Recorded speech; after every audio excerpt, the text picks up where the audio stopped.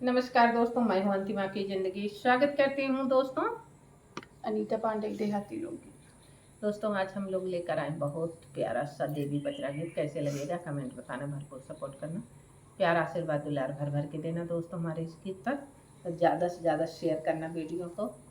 और माता रानी आ रही हैं अपने साज बाज के साथ, नौ दुर्गा। तो सब किथोस आशीर्वाद आप सबके देंगे, सबके दुख तकलीफ कष्ट हरी माता रानी, साथ में हमारे सबके हरई।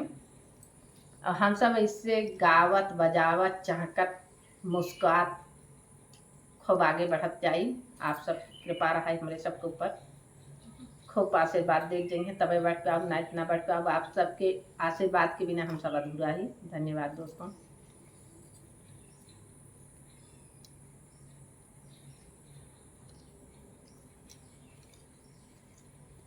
आवे के पड़ी हो माई, आवे के पड़ी, आवे के पड़ी हो माई, आवे के पड़ी। रहिया जो हिला तो हार माई, आवे के पड़ी।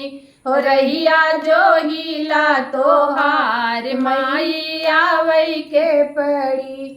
आवे के पड़ी हो माई, आवे के पड़ी, आवे के पड़ी हो दुर्गा, आवे के पड़ी। रहिया जो हिला तो हार मैया, आवे के पड़ी। हो रहिया जो हिला तो हार मैया, आवे के पड़ी। अनरा के आँख दीहू कोड़िया के काया, अनरा के आँख दीहू कोड़िया के काया।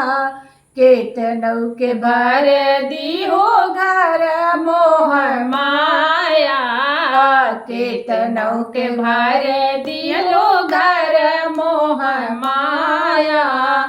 आज हमारा के दरस देखावे के परी, आज हमारा के दरस देखावे के परी। रहिया जो हिला तो हार मैया, आवे के परी। हो रहिया जो हिला तो हार महका, आवे के परी। आवे के परी हो बम्बे, आवे के परी, आवे के परी हो बम्बे, आवे के परी। हो रहिया जो हिला तो हार माई, आवे के परी। हो रहिया देखिला तो हार तोहका, आवे के परी। सब ही कहेला मैया दुखवा में साथी, सब ही कहेला मैया दुखवा में साथी। पड़ी जो विपत्ति धावे दिन हो या राती, पड़ी जो विपत्ति धावे दिन हो या राती। कैलो आदा जैसे जवन निभावे के पड़ी, कैलो आदा जैसे जवन निभावे के पड़ी। हो रहिया जो हिला तो हार माई, आवे के परी। हो रहिया जो हिला तो हार माई, आवे के परी। आवे के परी हो देवी, आवे के परी, आवे के परी हो माई, आवे के परी। हो रहिया जो हिला तो हार महका, आवे के परी। हो रहिया जो हिला तो हार मैया, आवे के परी।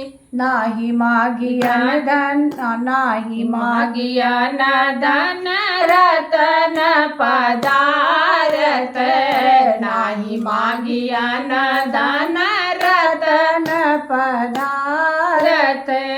तिरिया जन्म जोई लाल बिनिया खारत, तिरिया जन्म होई है लाल बिनिया कारत। जिए जुग जुग मनसा पुरावै के परी। जी है जुग जुग मनसा पुरावै के परी। रहिया जो हिला तोहार मैया आवै के परी। रहिया जो हिला तोहार जोका आवै के परी। रहिया जो हिला तोहार माई आवै के परी। आवै के परी हो मैया आवै के परी। रहिया जो हिला तोहार देवी आवै के परी। रहिया जो हिला तोहार मैया आवै के परी। बोलो शेरा वाली दाद सच्चे दरबार की जय हो। दोस्तों ये गीत कैसे लगा कमेंट बताना, भरपूर सपोर्ट करना।